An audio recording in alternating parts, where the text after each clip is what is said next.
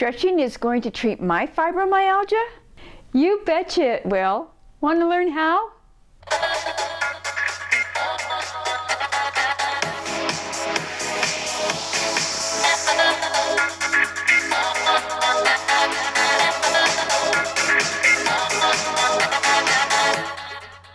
Your healthcare provider may have suggested incorporating some stretching into your daily routine.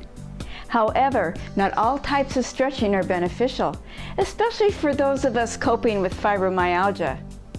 Being susceptible to painful flare-ups, we need to pay careful attention to how we stretch and move our bodies.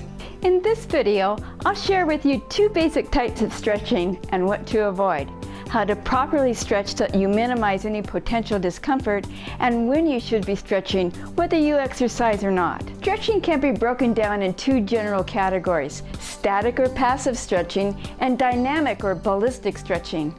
Many of us are familiar with seeing competitive swimmers or gymnasts flinging their arms around in what appears to be reckless abandon before a competition. This is a form of dynamic stretching of the major muscle groups in preparation for intense physical activity that is soon to unfold. Danger, Will Robinson! Danger! No, Will Robinson! Danger! As you just heard, ballistic stretching is something that you should not be doing if you suffer from fibromyalgia. The alternative approach is that of static stretching, which takes on a more passive role of lengthening the muscles and increasing joint range of motion. The stretching is done in a precise, controlled manner, no ballistic movements. For you, the fibro sufferer, this form of stretching minimizes any potential flare-up problems. Despite the fact that static stretching is a passive form of activity, you can get injured. Your best bet before you start any stretching programs is to learn how to properly stretch with correct body positions and appropriate movements. To do so, consider taking a look at 3 of these options. Number 1, pick up some stretching books that have lots of pictures from your local library or bookstore. Ensure that the book has been written by someone with a professional background in physical education, physiotherapy, or a related healthcare profession. Just because someone has experience successfully training Navy SEALs doesn't mean that you should follow that particular approach. Option 2, pick up a DVD program that you can watch at home, or check out some YouTube videos that'll show you the basics of a good routine. And option 3, consider enrolling in a beginner's program or working with a professional trainer who will show you what you should be doing. The hands-on, instructor-led guidance is probably the best way to develop your own fitness routine.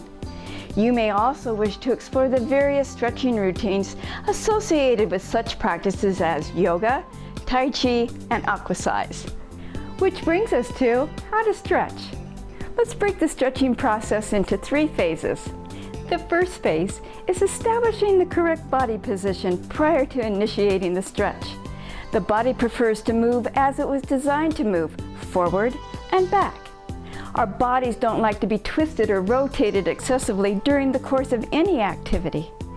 Start by adopting a neutral stance or body position prior to any stretch, thus minimizing the chance of injury. The second phase is that of moving into the stretch. This should be a slow, continuous movement that gently elongates the muscle group without any undue stress. You may feel the muscles releasing and stretching out in the process, but there should be no sharp or sudden pain. This phase of moving into a stretch position should take over several seconds to accomplish. Don't rush it. The third phase is that of holding and maintaining the stretch position. The body's natural reflex reaction is to contract the muscle being stretched. To overcome this natural tendency, hold the stretch position long enough so that the body stops sending a signal to contract. This usually occurs within 15 to 30 seconds. By holding your stretch position for at least 15 seconds, you'll begin to feel the muscle relax further. As you allow yourself to come back to a more neutral body position, do so gently and gradually. So when is the appropriate time to stretch? Here are the top 3 times. First is prior to any physical activity. Warm muscles are easier to stretch than those that are unprepared. One common way to warm up your muscle groups and to better prepare your body for physical activity is through some sort of low-intensity cardiovascular activity. By walking, cycling, or swimming slowly, you increase your core body temperature and the blood flow to your muscle groups. Spending 5 minutes doing an easy cardio activity prior to stretching goes a long way. This approach applies equally to doing yard work or manual chores around the house, where you're going to be taxing your body, even if it's only at a minimal level.